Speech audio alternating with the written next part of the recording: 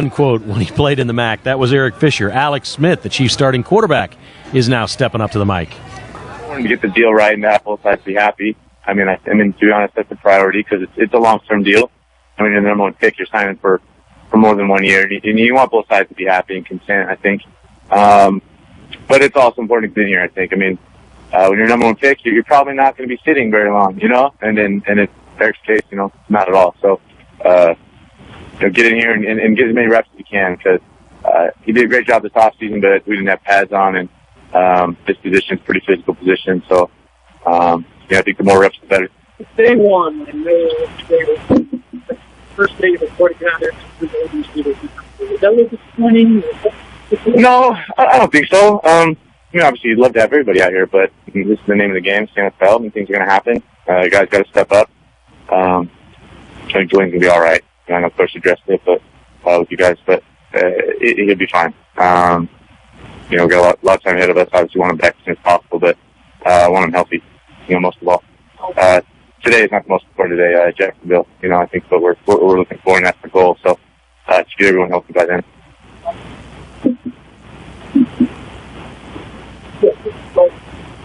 Yeah.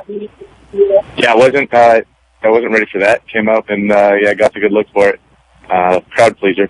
It's good. I mean, it's good to be out here and have bodies and you're playing football and fun with the fans. I mean, what a great atmosphere out here. This is new for me.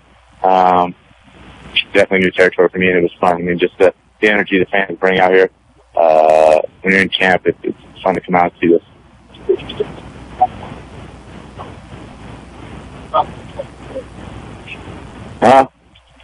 Any difference here? I think I'm much better equipped to handle it. When you're a young guy and coming in and playing early, I think I dwelled on it too much. I let it affect my play too much. Tried to please everybody. I think just older and more equipped just to go out here. I'm gonna play my game. I'm gonna continue to try to work as hard as I can to get as good as I can. Try to reach my potential and win a bunch of games. That's the goal. And for me, I'm not worried about a bunch of other things. When I was younger, I dealt with a lot of that. And I worried about, you think about all kinds of stuff that you have no control over. So anything and everything. Absolutely everything. Still throw it on tap? Starting with what everybody thinks about you. Yeah. For me, you really narrow your focus. You narrow it down to, starting for one with the team. And then it's me going out there and doing my job and being accountable to them. And then it goes out from there, obviously. The organization, the fans. But for me, really narrowing that focus, and it's just being accountable to my teammates. I don't know if there's one point, long process. It's one thing even realizing it, but just making it practical and putting it in practice is a whole different thing. So. Yeah, I heard that one.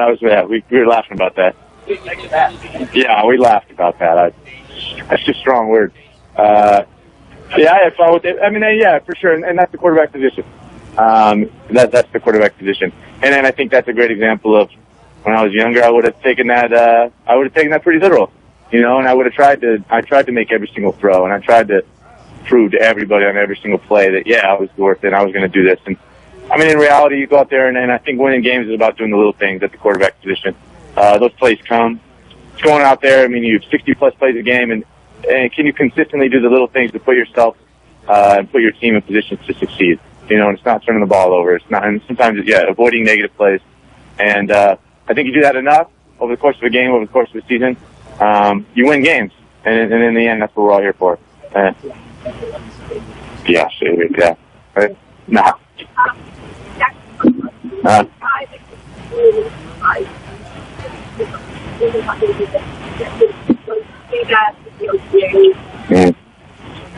don't know where he couldn't line up, to be honest, as far as skill position goes. Tool sets. He's got that many tools, he's got that many tools in the belt. You see him everywhere. I mean, he's lined up all over the place, doing a lot with them, and he seems to handle it all. And, not only a credit to his skill set, but obviously, study habits. You can tell how hungry he is. He knows his job, and comes out here prepared. So, just to start, it'd be fun to put pads on. That'll be another element with him. Different things we can do. So. Yeah, competitive group. We got a great group, I think.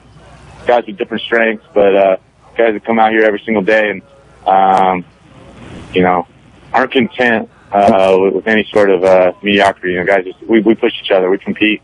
Every guy out here comes out here, and we all push each other. It's a good group, great group, I think, and that's what you want in the quarterback room. I think the number one attribute you want in that room is competitiveness, and we certainly have it. Oh, as a guy who's been sitting as offensive coordinator, what do you think with this first shot? Let's keep bringing to the meetings and practice. How do you anticipate it?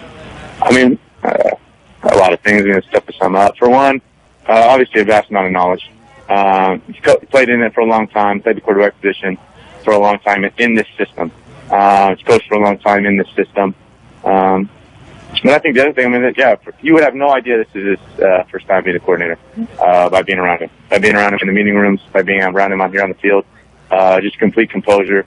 He certainly acts like he's been there before. I mean, just even keel. He's always the same every single day. You come out here in the meeting rooms, come out here on the field, he's the same every single day. For me as a player, I really appreciate that. I mean, coming here and every day, you're getting coached the same way, getting taught the same way, and and when it comes season, and you got the ups and downs, and you're battling through things, it means even more. So, what do you think? I was Ray, and how'd you go? Yeah, I mean, talented kid. A lot of arm talent.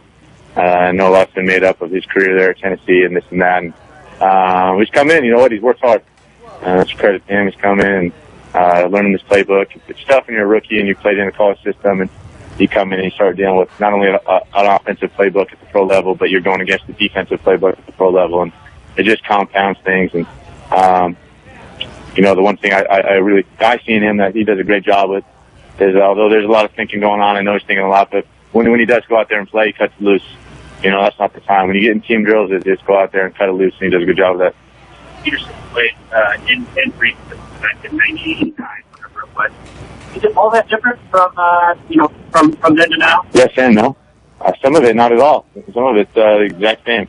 Go out, and they've been doing it that way for a long time. Going all the way back to the beginning of the West Coast. But a lot of it has changed as well, and it's evolved. And I think it's going to change here as we find out what our strengths are and what guys do well. But no, I mean, as far as what it looks like on paper and how we're saying it, some of it's identical. Yeah. Do you have any input on things you like? Yeah, no, absolutely. Yeah, and I voice it all the time, whether or not they take it. It's up to them. But yeah, and that's the other thing with getting older. I've been, playing a lot of different things, and yeah, maybe we could do this. And I offer it up when I think something's it's pertinent. What transition from coaching? Shoot. I don't know if I can answer that. I mean, it's such a team game. I mean, they're both such an integral part of what we do. And I think that's the great thing about football is, you got the greatest locker room in the NFL as far as talent goes. But the coaches can't put a good system in place, and they can't teach it, really teach it and get the guys to understand it and grasp it. And if we can't go out and execute it, then it doesn't mean anything. So, I think that I really do think they're equally both important. I've been on a lot of talented teams, and we couldn't get out there and get it done. Because we didn't have it. We couldn't execute. And I really think it takes the chemistry of both. And I think that's why it's such a special game. All right. Thank you. Thanks, guys. Okay, there is Alex Smith, Gotta break who quick. clearly has a bounce in his step, sounding with more personality and energy than he has at any point after practicing for the first time with the Chiefs.